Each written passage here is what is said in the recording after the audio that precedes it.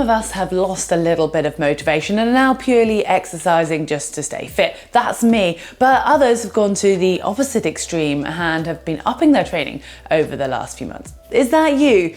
If so, you could be at risk of overtraining. It's a fine line between being exceptionally fit and overtraining, and one that you certainly don't want to cross. So today, I'm going to be looking at the warning signs and helping you to prevent yourself from making that mistake and getting overtrained.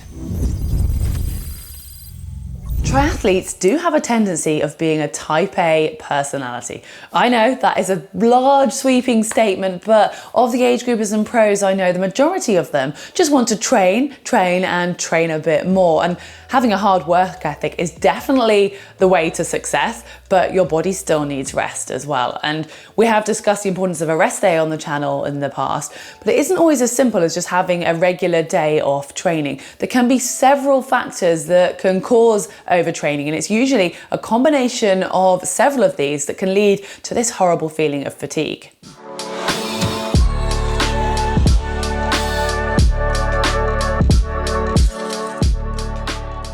Beyond skipping a rest day, overtraining can actually materialize from the way you approach your training. So whether that's going too hard on your easy sessions, or maybe it's doing all of your recovery parts in your session too hard. It could be simply doing really tough sessions back to back of a few in a row. Maybe you're always adding on a little bit extra to your training, or you simply just do too much active recovery. And beyond training, there's some other factors such as sleep and nutrition. Not having enough sleep can contribute to overtraining, as it's the time when your body repairs your mind as well. And then nutrition, whether that's poor quality or not enough in the way of quantity, that'll be adding to the stress that your body experiences. And beyond that, you've got everyday stresses such as life and your job. All of these will add up. So you can't single out one of those factors. Instead, you need to look at the bigger picture. And earlier, I spoke to an expert in this field, Dr Jamie Pringle, to find out what key factors could potentially push an athlete over the edge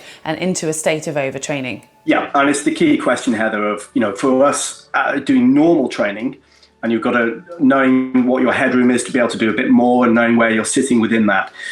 The things that potentially can push you into that under-recovered state, and that's a good way of looking at it. When you're a rapid increase in the intensity of training, a rapid increase in the volume of training, and the combination of the two. And when I say rapid, we're probably looking in the region of more than 10% from the previous week. But from a training point of view, everyone's got to push hard occasionally. And in that intensified training, that functional overreaching as it's called, and the days and the potentially weeks it takes to recover from that, but it's getting you set up for the next phase. Going back to the original question we had earlier on, what can you do to avoid it? Well, this comes back to actually thinking about how you're using your rest and your recovery within your training schedule as a key part. It's not just an empty day in the box of what I'm doing this week. It potentially is even the first thing you put in your week. I'm going to have recovery this day, and we fit the training around it. I think the key thing you'll see with athletes and coaches who are really good at this and good at training planning is that they understand the value of rest, they understand the body adapts when it's resting and recovering, and they plan for rest, and they plan for it before it becomes an issue.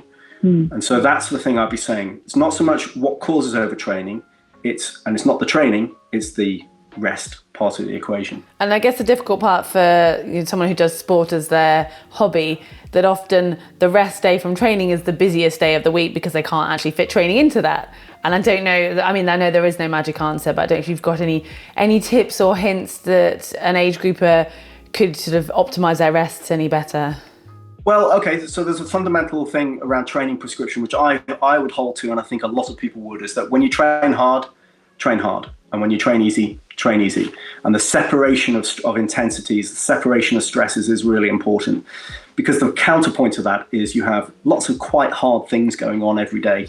I'm not just talking about the training, we're talking about other things that sit in and around that. And I think you see a characteristic of good athletes who have figured out how to train for themselves and have made a really good progression in their training, is that when it's a day when they need to give it some, they're ready for it, and they're able to do it, and they're able to recover from it. And they've learned the importance of then, when it's a day that's meant to be easy, keep it easy. So when it's hard, keep it hard. When it's easy, keep it easy.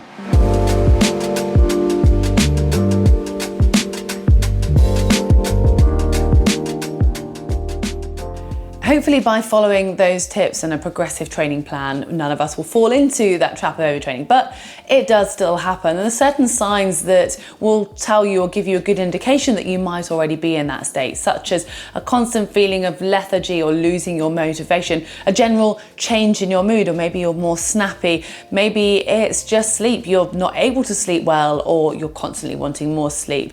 Could you maybe be hungrier than normal, or you're just off your food altogether, little illnesses or niggles that your body's constantly aching, not recovering. Maybe you're regularly getting a cold when you didn't used to. All of those sort of things are signs. But Jamie goes on to talk more about the signs that you can look for within your training. I think it's useful, personally, in my experience, the way that when working with athletes and their coaches, when you're looking at training, this fundamentally, overtraining and overreaching is a training prescription problem to solve.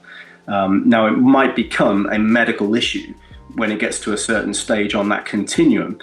But fundamentally, most of us are working in this continuum of pushing hard, recovering, adapting, hopefully. And what we're talking about here, overtraining, is a maladaptation where the curve is not going up, it's going down, even though you're doing more stuff, you're doing more training. Really, it's important that with definitions that we talk about, it's not just in spite of the training, it's also with rest, that it doesn't then recover. So to say what overtraining is, it's actually you're talking about a long-term performance decrement in spite of a rest period. That's how it was previously and still is defined. And of course, there are aspects of that, we call that overreaching, where someone's pushing hard and they're tired, but then they recover and they adapt. And that's, but fundamentally, when you ask what's the sign and symptoms, the first one is you're just not going very well. You're tired and it's just not working. And the more you throw at it, the worse it gets. And it's so hard for especially age group athletes who've got balancing so many things, and kind of the natural reaction is if you're not doing well, you want to push harder. How would you know if it's, that is your situation? How long a rest would you have to see if you're recovering, for example? Yeah, well, it used to be that sort of a 2-week period was sort of really the starting point for that. I wouldn't say that you would say it's definitively 2 weeks off and see how you are. But a lot of people, if you went to, and remember, we are talking about a medical syndrome here. So when you get into that stage of the continuum over here, that's trouble. That really is trouble. But when you're dealing with this kind of just pushing hard and seeing how your body is responding to it, that sort of 2-week rest and recovery, and we're talking about, almost complete rest, would be the standard thing, saying, well, if you're not recovered in 2 weeks, we might have a bigger problem than you think here. I think it's an athlete skill. My take on this, having worked with athletes and coaches over the years, where you've got aspects of this going on, but also you've got the bigger picture of athletes just having to train hard. So you often see athletes who are very self-aware and have got experience, either by experience of years or experience of doing it well and learning from it, or doing it badly and learning from that. Then those are the ones, that self-awareness probably is the key thing that is really at play here. Because I could give you examples of athletes who have, spent 2-3 weeks fighting with that, 2-3 months fighting with that, and maybe even 2 or 3 years in an Olympic cycle fighting with this pushing hard and fatigue and so on. And they've not learned, and potentially, like we said before, a syndrome of reflection, overtraining is a syndrome that you see in reflection and retrospect. And then it might take that many weeks, months and years to actually learn from it, which is unfortunate because that could be career threatening. Yeah. You've talked so far purely about the training and the training load, and a lot of our viewers have, the training is sort of a separate, almost a second or third part of their lives. How much does your general life affect it? And you might have a coach who's coaching your training and they don't understand why you're not improving because they're giving you rest in that, but there's something else going on. How do you find that balance and know if that's what's tipping you over the edge? Yeah, that's a really good question, Heather, because I know you said that it might not be, this is not a syndrome just of elite athletes, and it's not just a syndrome of beginners and people and so on. It's something that everyone could be somewhere on that continuum. But when you've got normal life going on and you've got the weight of life upon your shoulders as well, for whatever reasons, one person's feeling terribly under the pump in terms of being busy, might be somebody else's cruising it.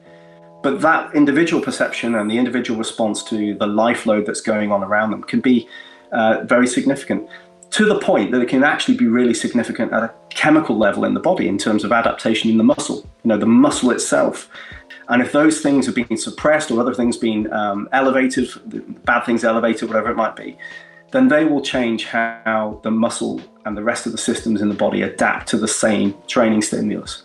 And that's our challenge. An adaptation curve that's going like that, or a maladaptation curve that's going like that. And I think just to round it up, hopefully none of our viewers have experienced overtraining, but if somebody has, how do you recover? I mean, I presume it's rest, but is there anything else that comes alongside it that can help you recover from something like this? Yes, fundamentally rest is the key piece there. And if you went to your GP and said, look, I'm really, exhausted by what I'm doing, then they would be looking at you through slightly different eyes. They'd be looking at chronic fatigue aspects and things like that, which again are just as complicated to try and, disentangle as to the why, but also what you can do with it. So for anyone who has, been down that path and realized and recognized that that's been the trouble, one thing is worth saying, it's likely if you've been down that path that you're going to see it again. This is something where the athlete's really got to learn how to manage themselves as an athlete. And that's the stresses that can actually sometimes crack you, because you think, well, I'm doing the same training, I'm just not getting the return from it. Maybe that's talking about the top end of people who are making a living out their sport.